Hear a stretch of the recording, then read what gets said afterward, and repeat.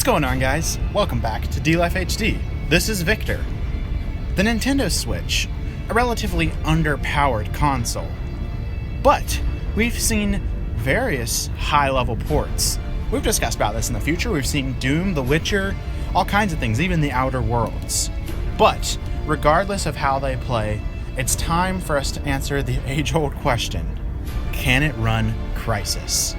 So without any further delay, let's jump right into it. Switch it up. Switch it up. I was a worker, had to upgrade to a boss. I had to switch it up. Used to live in the hood, but had to upgrade to a loft. I had to switch it up. So today we're going to be reviewing Crysis Remastered for the Nintendo Switch. This game actually ended up launching before the other consoles' remastered editions came out. The developers and porters decided that they've done all they can to get this on the Nintendo Switch, to get the graphics up to par with how the console's going to run it. And honestly, even though that they had to port it earlier than the other consoles because they couldn't get it working any better than they already could, I think just straight off the bat, I'm going to say it, this is a very good port. Starting off, we're going to jump right into the game modes. Crysis is a relatively straightforward game. It's all about infiltrating a secret North Korean base on an island far away in the Pacific Ocean. And so, like most shooter military games of this nature, there's only one game mode, and that is the campaign. I would like to have seen something else from this game, but it's a classic first-person shooter from the early 2000s, and so really the campaign was the main draw for people to be able to play it on their PCs, similar to the original Doom game. It was a powerhouse at the time, meant to test PCs and such, and so really the main draw was just the root campaign. Nowadays, I like campaigns a lot, but I also like the addition of multiplayer, like we see in first-person games like Call of Duty and Doom, for example. So, with this remaster, we have about a 10-hour campaign to play through, multiple different difficulties and such, and so really, that's where the game modes really center around that core first-person shooter campaign story-based gameplay. Moving on, let's talk about the UI and graphics.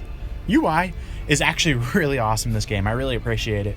Whereas it does have a few glitches here and there, the entire view of the user interface in this game looks like you're looking through night vision goggles. It feels very in the future military grade equipment, like maybe you're even on a military computer infiltrating different things. It just feels really cool. It feels like you're booting into the game. It gets you set for how the game feels and how the game carries itself with the military vibes that go along with just how Crysis is in general. Very military focused and very military grade equipment focused. The graphics, while somewhat upgraded from the original PC version, they're not fantastic. It's just a slight up-res here and there. There was actually a PS3, Xbox 360 generation port of Crysis where the graphics don't look anywhere near as good as the Switch version. But it's not like it's this insane upgrade that we're going to get on the other consoles. And so, for what it is, it mostly kind of feels like a straight port when it comes to the graphics. But overall, I think that the gritty style, all the trees look very fuzzy, if you will. It's got that flat textures on certain things. It lends itself to the original style of these old PC first-person shooters. So I don't discredit it, although I would have liked to see maybe more. As I mentioned earlier, the porters said that they couldn't have gotten the graphics looking any better, and it's a upgrade from the PS3 and Xbox 360 versions, and so the graphics overall are not overwhelming, but they are still just fine for the kind of console that we're playing it on, the Nintendo Switch. Moving on, let's talk about the controls and gameplay. One really cool aspect of Crysis, as opposed to other first-person shooters from this time, is its use of energy. The main player has energy that he can use to put towards different things. If you're running, you use energy. If you jump, you use energy. You even have the ability to upgrade your shields mid-battle. That uses energy. You can use a cloaking device and sneak into the different bases to infiltrate and destroy these enemies or do objectives. That uses energy as well. Your energy, of course, recharges when you're not doing any action, but it's a really cool system. Sometimes it does feel like the energy is coming short, but overall it teaches the player to really conserve what he's doing and make wise decisions. It also lends itself to each player's style. This is similar to what we looked at with Project Warlock, but if you want to play stealth, you can use the shield focus. If you want to do guns blazing, run in like crazy, you can focus on your sprint and jumping. Or if you're more like a tank and you want to take it slow, but you also want to have high defenses, buff yourself with the shields. Overall, I really like this system, and I think it lends itself to each type of player.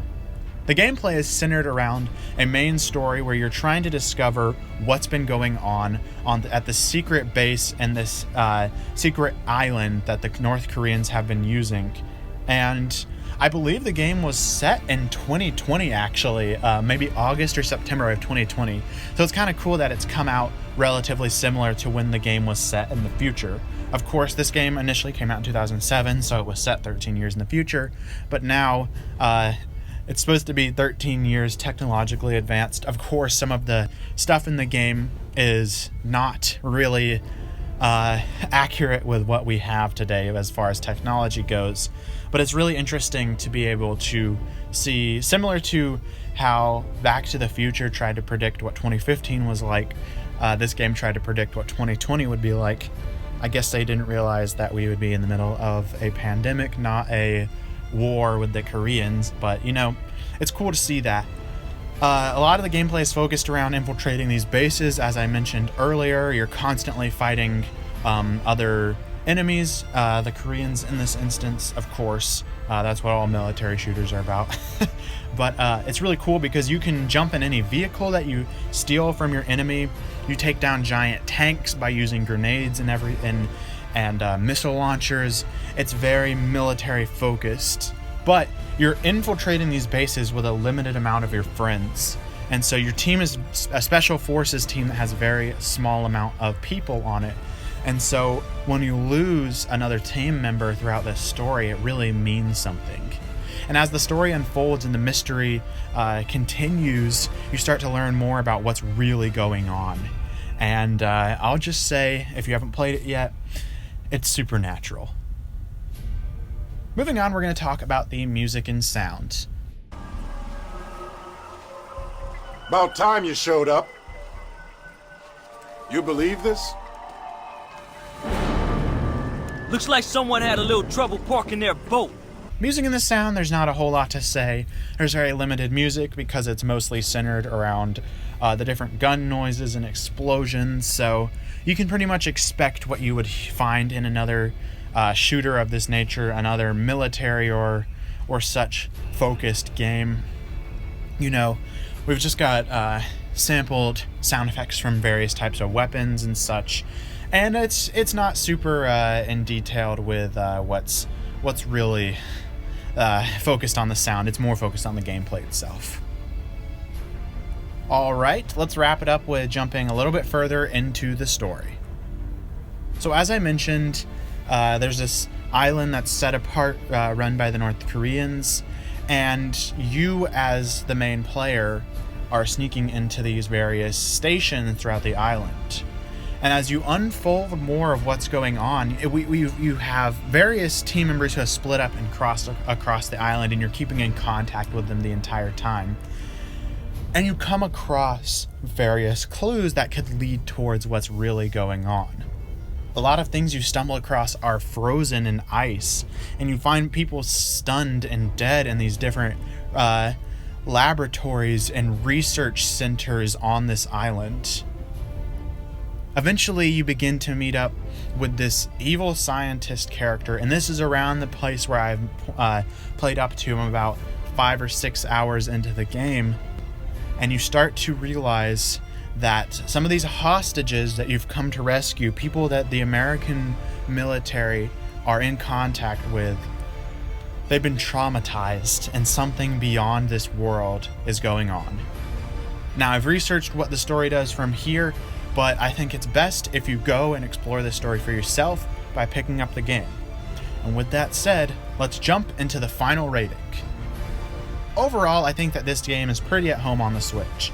I'd like to see these older games come over.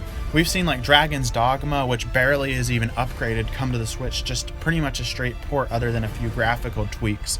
And honestly, I kind of like that. I missed out on a lot of Xbox 360, PS3 generation games, and so I'm all for them coming for the Nintendo Switch so I can experience them for the first time. I'm not a super graphically focused guy. I've mentioned that on previous videos. I'm okay with playing older games as far back as the Atari. I really appreciate gaming culture over the years, and of course not everybody can play every game from every generation. And so these lulls in Nintendo's release schedule has allowed me to go back and play these games. And Crysis is no exception. From what I've played of Crysis, it's an extremely polished first-person shooter that has an engaging story and fantastic combat and a tight control scheme. So with that said, I'm going to give Crysis Remastered on the Nintendo Switch an 8.5 out of 10. Alright guys, thanks for watching. Let us know in the comments down below what you thought of this video. We love talking to you guys. Remember to like and subscribe for more videos like these. Also, check the description for a link to our community Discord. Lastly, check our Twitter account for gameplay on the latest releases. But most importantly, always remember to stay 1-up.